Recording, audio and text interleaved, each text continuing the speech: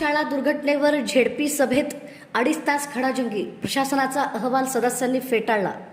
सोलापूर जिल्हा परिषदेच्या 3ऱ्या सर्वसाधारण सभेत अक्कलकोट तालुक्यातील बबलात शाळा दुर्घटनेचा मुद्दा चांगलाच गाजला.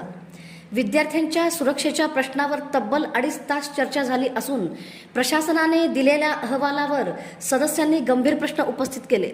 साडीचा झोका बांधल्यामुळे अपघात झाला असा गटशिक्षण अधिकाऱ्यांचा अहवाल असल्याचे सांगितल्यानंतर शिवराज म्हेत्रे यांनी आक्रमक भूमिका घेत प्रशासनाला जाब विचारला. विद्यार्थ्याच्या सुरक्षेच्या मुद्द्यावर राजकीय मतभेद बाजूला ठेवून सर्व सदस्यांनी एकत्रित भूमिका घेतली. दरम्यान जखमी विद्यार्थ्यांना तातडीने उपचार उपलब्ध करून दिल्याबद्दल प्रशासनाचे कौतुकही करण्यात आले. सभेत शाळांमधील जुने व जीर्ण दाखले डिजिटल स्कॅनिंग करण्याच्या मागणीला मंजुरी देण्यात आली. तसेच 13 अतिधोकादायक अंगणवाड्या पाडण्यासह कृषी, अंगणवाडी आणि समाज कल्याण विभागातील विविध कामांसाठी निधीलाही मंजुरी देण्यात आली. याच सभेत जिल्हा परिषदेच्या शिवरत्न सभागृहाचे नाव बदलून भारतरत्न अटल बिहारी वाजपेयी सभागृह करण्याच्या प्रस्तावाला बहुमताने मंजुरी देण्यात आली.